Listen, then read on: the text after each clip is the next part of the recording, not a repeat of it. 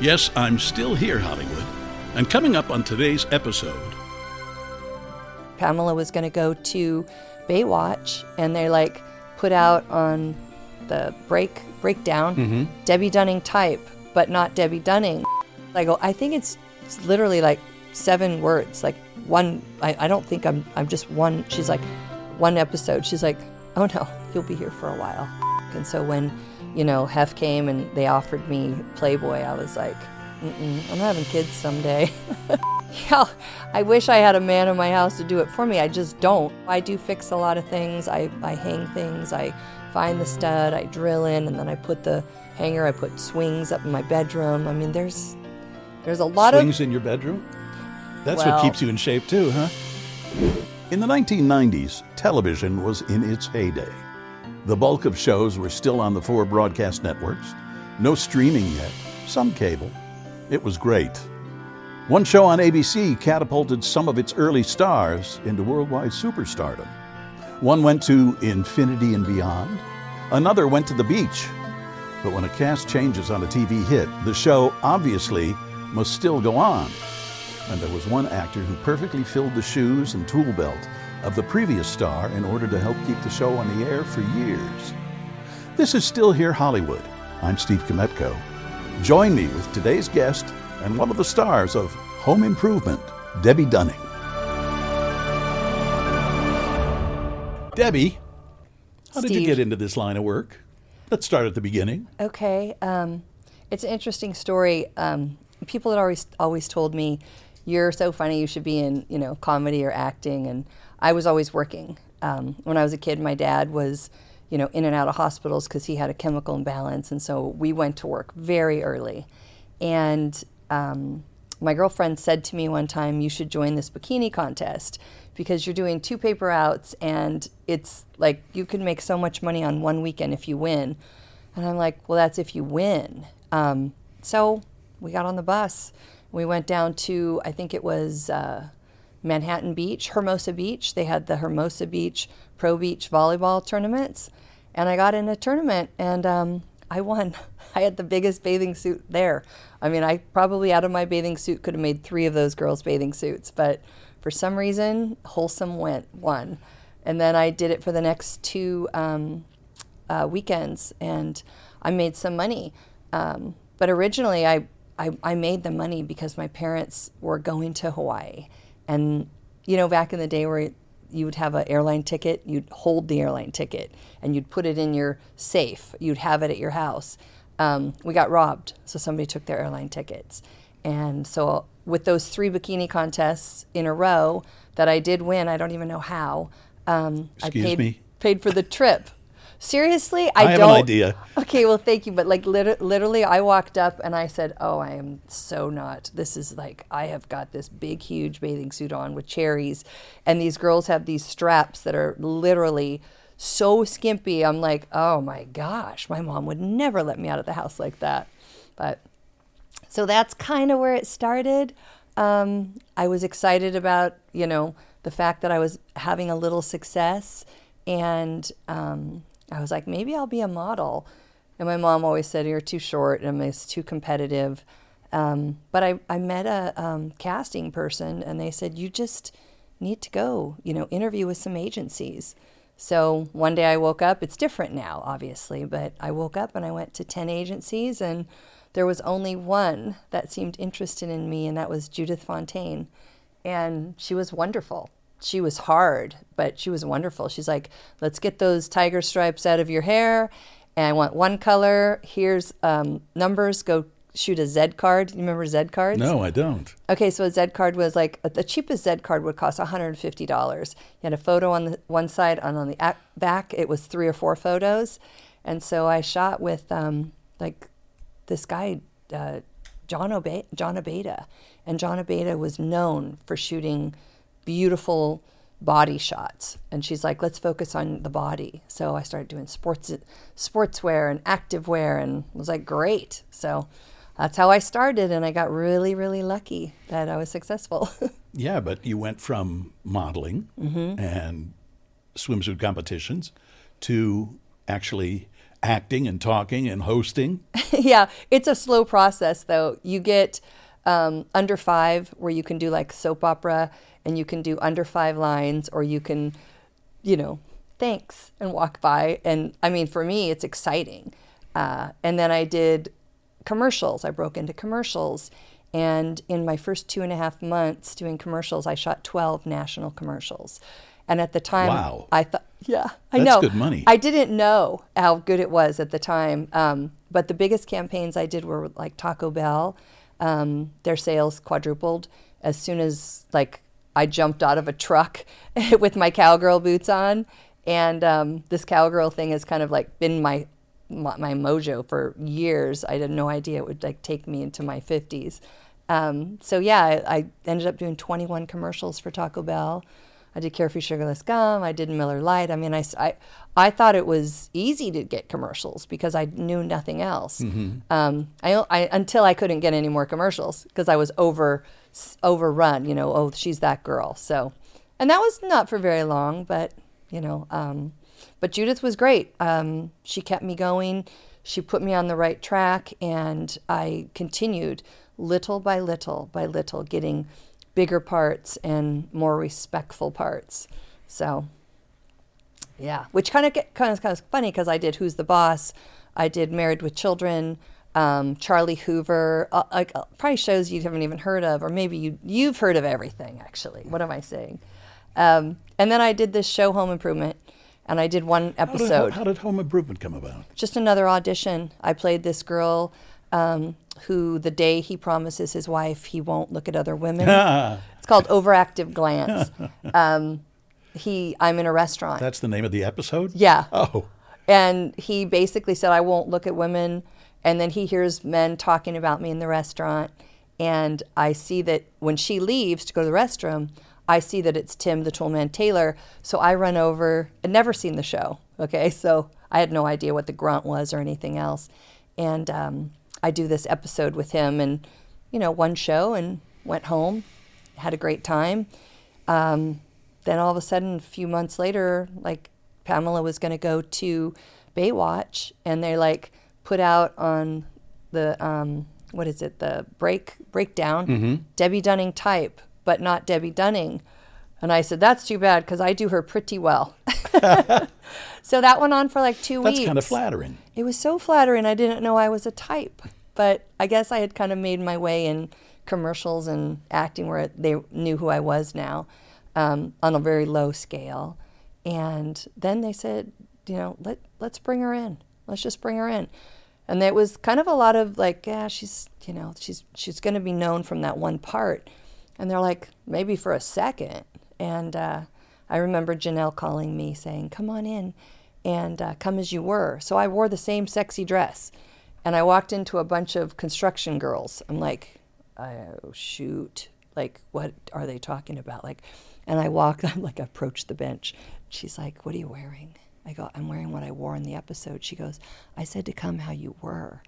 And I said, oh, well, can I do this? And she's like, I'm not going to let you go in there like that. And I go, okay, well, I will just wait till they come out and they see me here then. And she's like, no, I'm saying I don't have time for you. And I said, well, then I just will wait till they see me because I drove pretty far to get here.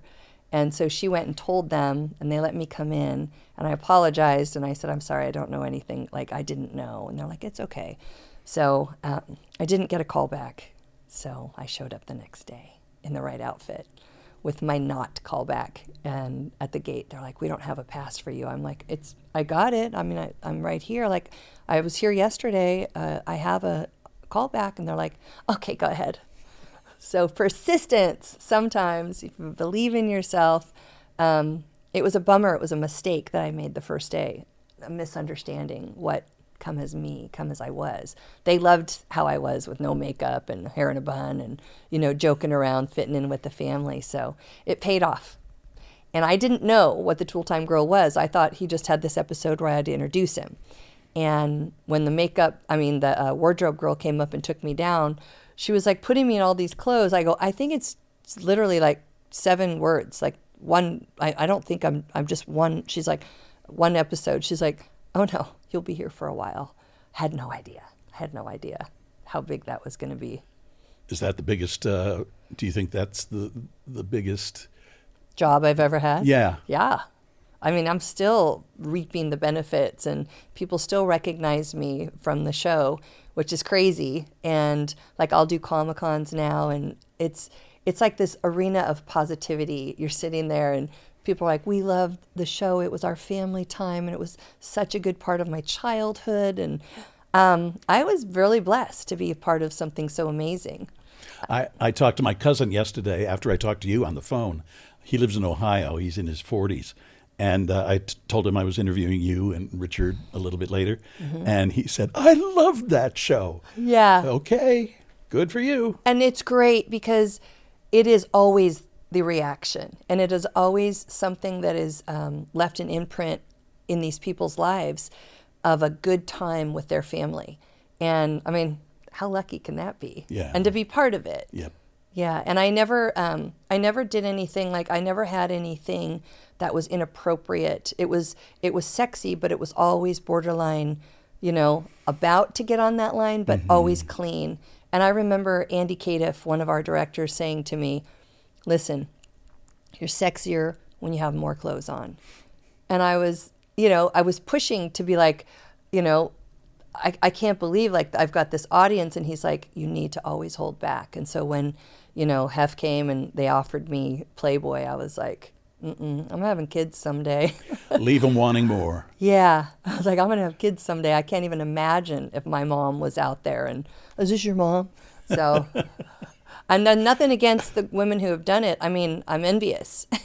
There's times right now I wish I would have, but no, I don't, because my kids are very protective. So. Right. I heard just yesterday, I believe, maybe it was the day before, Tim Allen on a talk show or a podcast saying that the possibility exists they might retool Home Improvement. Yeah. What can you tell us? I spoke to Tim and I said, I've got this podcast. I don't know if I can talk about it. And I just kind of need to know for me if I would be part of it. And if not, then, I will cry on my own and I will say nothing.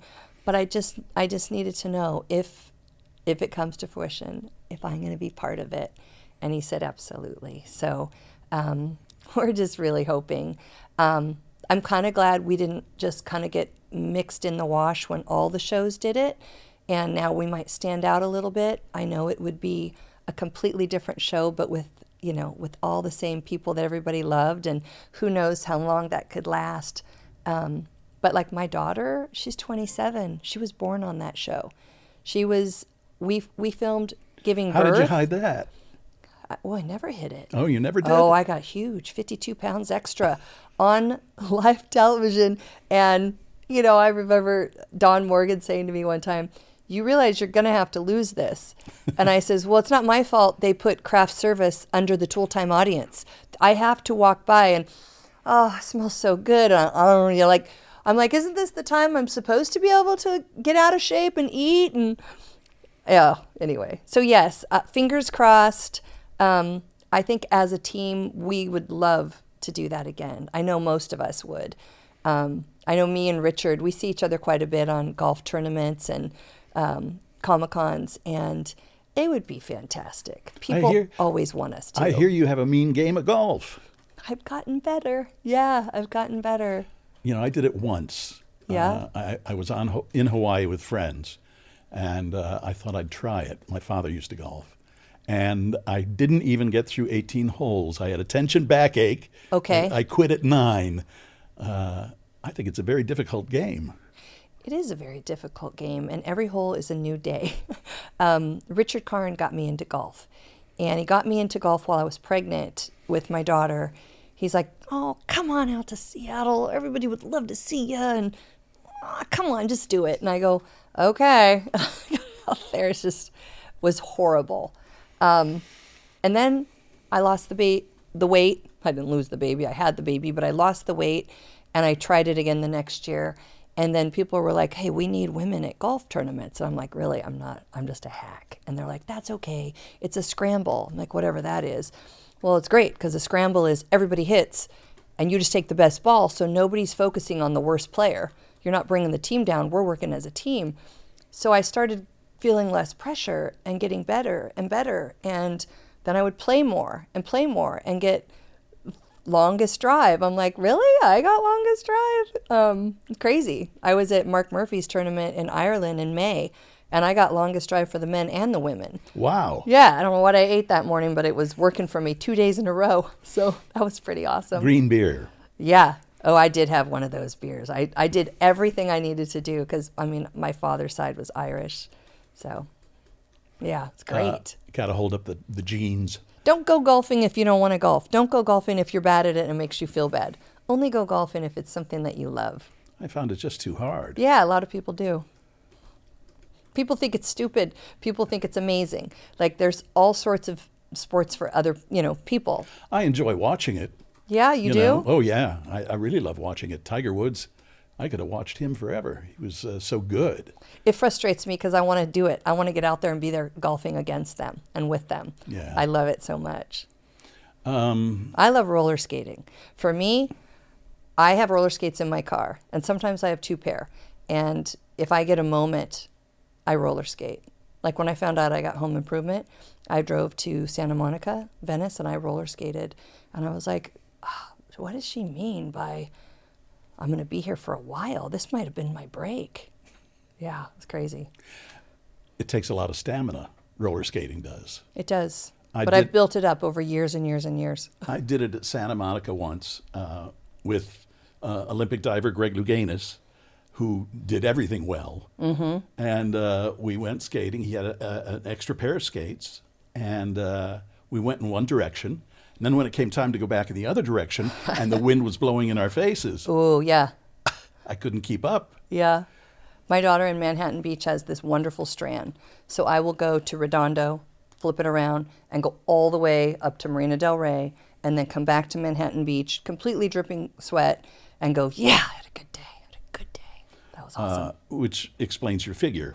Thank you. What else do you do besides golfing and skating? Well, I do laundry, and I do gardening, and I am constantly moving. People always say, you can't even watch a television show. I'm like, if I had a TV in my room, I would. And then just last week, I got a TV in my room. Uh-oh. It is the only time I can actually go, okay, I'm letting myself get back into the shows I wish I could watch. Because, like, my kids are like, you're always moving, Mom. I'm like, until I can't, I'm 57 years old. I feel great, and I'm lucky because, I was filming this show, Debbe Dunning's Dude Ranch Roundup, and I broke my back filming. And I got tossed off a horse, and I unfortunately landed on a rock, and I busted my L1, and I fractured both adjacent vertebrae. And I was in a body, brace for 8 months. So I still had to film the show. So I was like, this week, I'm going to take a break. I'm going to let everybody else ride. I never said anything on the show, but I needed that job, and I kept it going. When you said you needed that job, has your whole career been kind of that? You need to work from one job to the next? Absolutely. Because this business is not very forgiving. Or no, it's not. It can be fickle. Yes. I've rode this incredible roller coaster since I was 21, and it's starting late for a lot of us, but I don't know. I don't know anything else that would make me more happy. I got my feet wet in producing and executive producing and creating. So I created this Dude Ranch show, and I did not know I didn't know a thing about how I was going to do it. So I went to a Dude Ranch and talked to Russell True at White Stallion, and I said, I just got to help me. He's like, you got this. He goes, this is a show we've needed. And ironically, the very next year, Yellowstone came out. So I shot 50 Dude Ranches. My last one was Ted Turner's. Which is where? Vermejo, New Mexico. Oh. We didn't end up producing that particular show because I got there, and instead of my 2 cameramen that I'd worked with, so I was with 2 newbies, and I was like, oh, it's not the quality of what I want to put my name on. So we're going to do it again, though. Okay. As soon as I can get those guys back, we're going to give it to them as a gift. Who do you still see from the show? You mentioned Tim and I Richard. talked to Tim this morning, and I talked to Richard. I see Richard quite a bit. I have not seen anybody else really in the last few years. We had, I think 3 years after, we had kind of a little show when Earl Hindman was still around, Wilson. But no, after he passed away, we haven't really done anything. Like Tim sometimes has Christmas parties and stuff. We'll see each other, but like me and Richard see each other all the time. And that's fantastic. I mean, I'm surprised he's not here right now. I was a member of the Hollywood YMCA, and Tim used to work out there. Oh, and yeah? I would see him almost every morning. He'd come by while I was on the Stairmaster and make fun of me. And because I sweat a lot. I'm one of those people. Yeah, either you do or you don't. Yes, either you do or you don't. What happened, say, the day after Home Improvement ended? What was going through your mind at that time? What's next? No, it's interesting that you would say that because that's a blur to me. My grandfather passed away, and I was the one that had to put the funeral together. So it was a tough week for me because we had interviews, and we had, so many people coming in and out of our rooms. And I mean, I was losing weight, and I was trying really hard to be my best, present self. And we ended it on a Friday night. And I remember Jolene and we sang to Tim. We did something at the after party, or maybe that was a different one. But anyway, I remember us all sitting there holding hands and bowing, just going, I can't believe it. I can't believe this is over. Why? Because it had been a part of your life for so long? Well, you spend so much time. You spend more time with these people than you do your family sometimes. You get there at 10 in the morning. You leave at 5, but that's all fun quality time, and you're being creative and you're having a great time. And then I would get in the car because I commuted from San Diego every day, and get in the car and drive 2 hours, and you think about all the fun laughing when you're driving and what have you. And plus I had my child with me all the time. As soon as I had her, she was in the car with me every day, which was perfectly timed for naps. I'd feed her first thing in the morning, throw her back there, she'd be asleep. Carmen would come in, my nanny, and just take her, and it was great. I never missed a moment of my life with her. But the very next day I had to bury my grandpa, so it was terrible. And I think it was like the week after, I just was like, it hit me. I'm not going to drive into Disney. I'm not going to park in my spot. I'm not going to scare Tim anymore. And that's a long drive. It's a long drive. San Diego to Burbank. It was quicker then.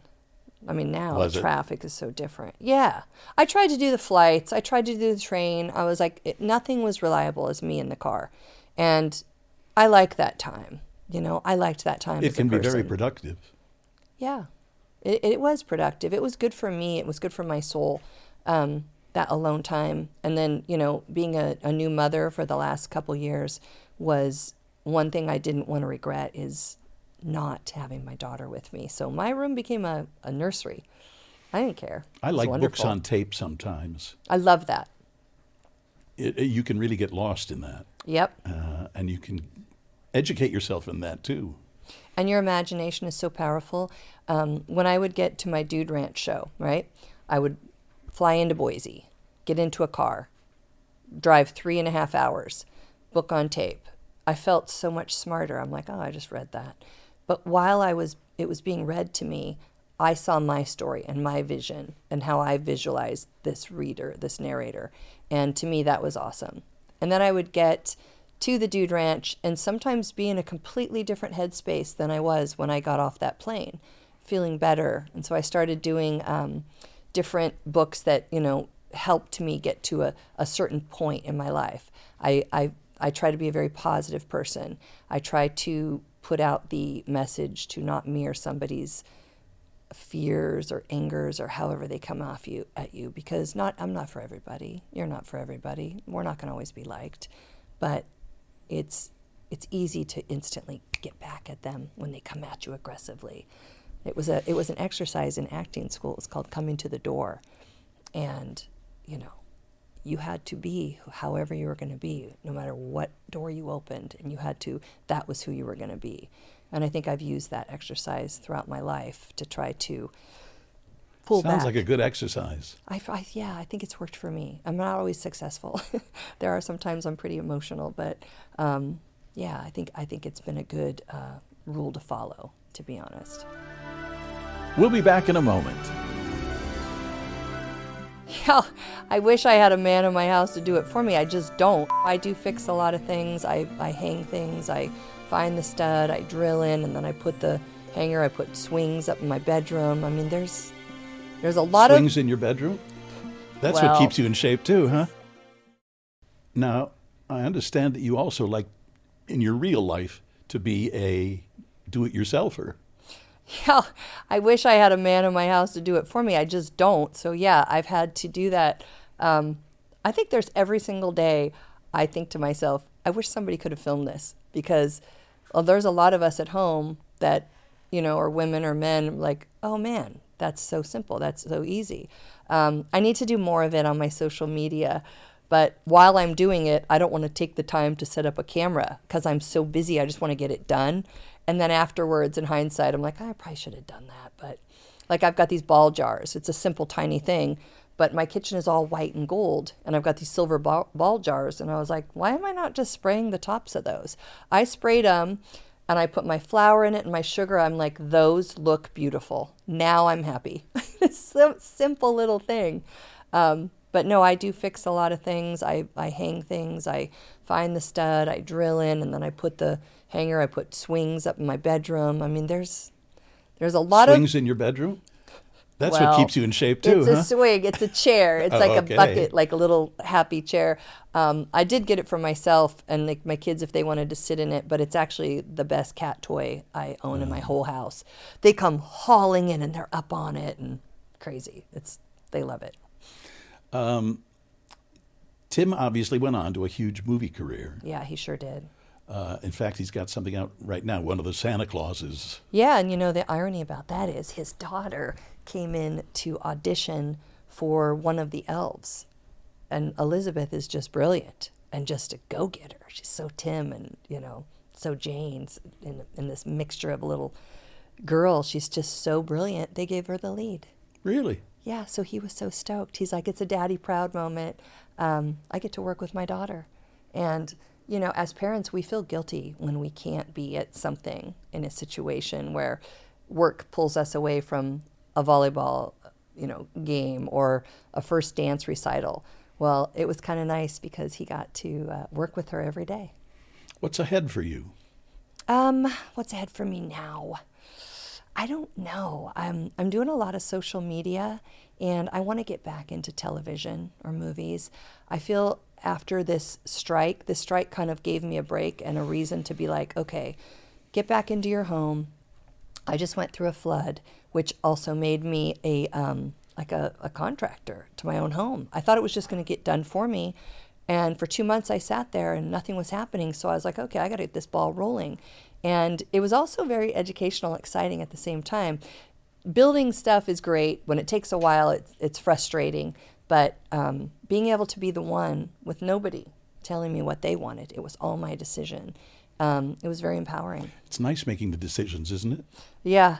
I have a company that wants to hire me for to come into their home and redo room by room. And I thought with my YouTube channel, I could do that. Maybe I'll do that.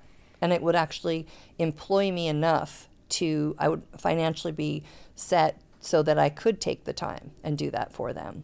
And I love being creative like that anyway. How did it feel knowing that you had a part in making Home Improvement such a big hit? Do you ever think of it that way? When I was on Home Improvement, I just felt like I was helping. Until I started doing Comic-Cons, I didn't realize that the impression and the imprint that we were leaving on people's lives. And it's a very proud place to be.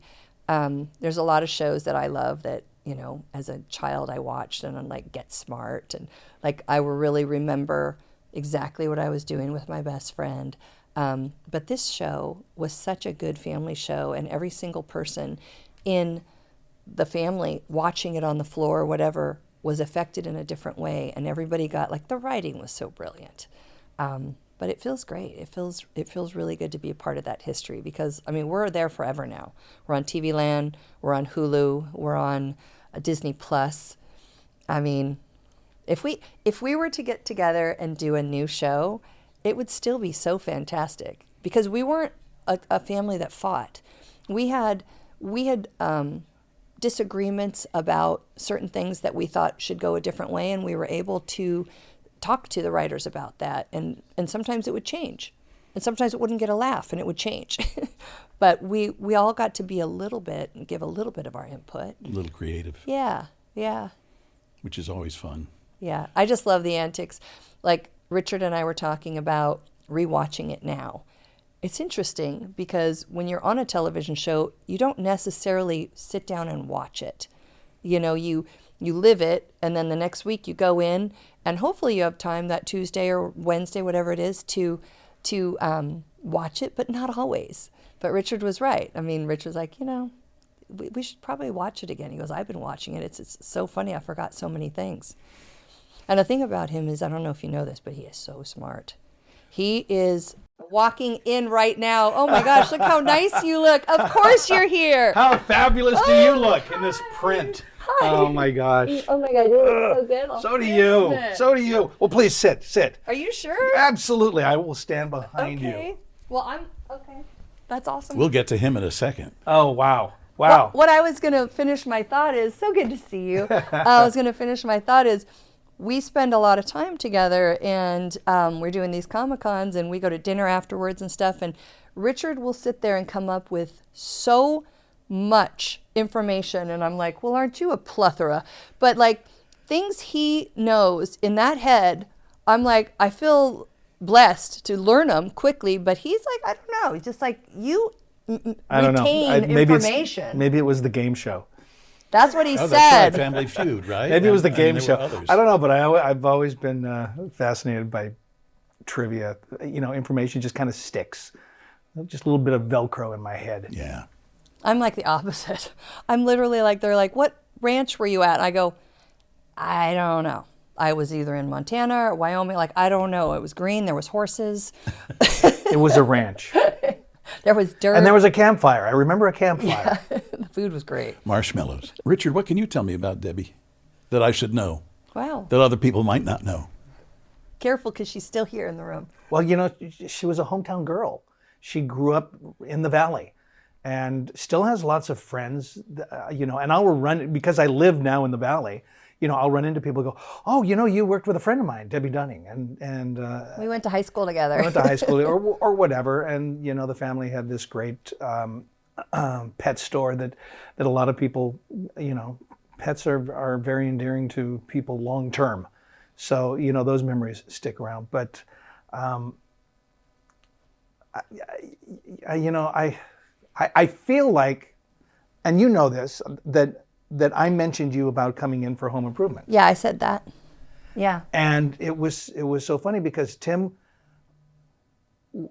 they were having a tough time finding someone. I go, well, my gosh, is it really that tough? I mean, is it really that hard? What about Debbie? You know, she was perfect. And you go, and the producers went, no, she's too voluptuous. She's too, yeah, you know, like this and like that. I go, oh, okay. Well, yeah, she is that. You know, and then I go to Tim. I go, well, Tim, what is it you want? She says, well, I want somebody who's voluptuous. I want not voluptuous, but The girl somebody next door who could do a somebody that calendar. could be on a calendar. That's what he And said. I go, well, did you tell the writers that? And I go, well, they should know that. And I go, well, okay. And so I just said something, and they brought her back in, and she had this amazing time with the casting directors and everything, and it worked out. But Yeah, we really got lucky on that one. Speaking of which, we should just pick that up and show folks Oh, okay. what you have available. So this is on my website. In 1996, we did a calendar, and we ran out. So I have all the photos because I own them now, and so we made a new one. And it's pretty much the photos, and it's also 1996. well, you can change the dates. Because people, we didn't want to, because No? people wanted the 1996 calendar. I think I'm going to do another one, but I'm going to do another one right now, like how I am now, and how, like, I've got my high school friends, I've got my girlfriends, so it'll be Debbe Dunning and Friends. And is that available on the website? This is available on my website, yeah. If you go to Instagram, it takes you right there Okay. to my store. And you should recreate those pictures with you now Okay. and put them side by side. Oh my gosh, that's so funny. I probably could. Yeah. Well, heck, a plethora of information and ideas. And ideas. I'm just gonna let you guys talk amongst yourselves. Okay. Well, how nice to see him. Always. I was talking to somebody yesterday and they're like, at your wedding, he was so nice. And I go, if I had a nickel, like honestly, every single time someone talks about Richard Karn, he is so nice. I think people are surprised sometimes. I think people are surprised when we are engaging and kind. And not at each other's throats. Yeah, yeah. Well, Richard and I, his room was here, my room was here, and Tim was right across. Like we were a little team. I think of all the laughter and stuff, I always felt like we laughed the hardest. But what's the best thing you learned from working in Hollywood? The best thing I've learned from working in Hollywood, never take it for granted. Always be grateful and appreciate where you are. I think develop your craft, be honest about how you want to portray whatever role you're playing. And if you can't get there, ask for help, because there's so many talented people out there that can get you to those places. I did a telenovela with Tatum O'Neal, Wicked Wicked Games, and it was very difficult to work with her. And I learned in acting class, you will always work with all sorts of levels. And they're not going to always be easy, and sometimes you're going to be like, oh my gosh, this is just too easy. Working with her was very difficult for me because we were two completely different types of people. And I'd be off book, and I would start to get frustrated that she wasn't, because I wanted it to be natural and a real emotion. And it wasn't easy for her. I wasn't mad at her. I expected her to be even, at a better level. And she got there. She did get there. She had a couple acting coaches, and that was good for her. But I was remembering the lessons. Like, don't ever expect what you're bringing to the table from them, and be open to constructive criticism and direction, because that's why he's the director, So I think that's probably one of the most important things I've learned from this business. And your 15 minutes can be up in 2 seconds, not 15. It could be, boom, gone. So remember that road one way, you got to go back down. When you come back, it's like those people are still going to be there. Got to be kind. Thanks, Debbie. Yeah, I loved that you were coming in, and I loved that I appreciate you inviting me to your show. I'm glad to see you back out here, and I wish you so much success. The weather's so beautiful today. I really miss it. Yeah. Well, we've missed you. Coming from Chicago. I will tell you what, people are going to love this, and they're going to be so happy to see you again. I know you're doing great. Thanks. Still Here Hollywood is a production of the Still Here Network. All things technical run by Justin Zangerle. Theme music by Brian Sanashin. And executive producer is Jim Lichtenstein.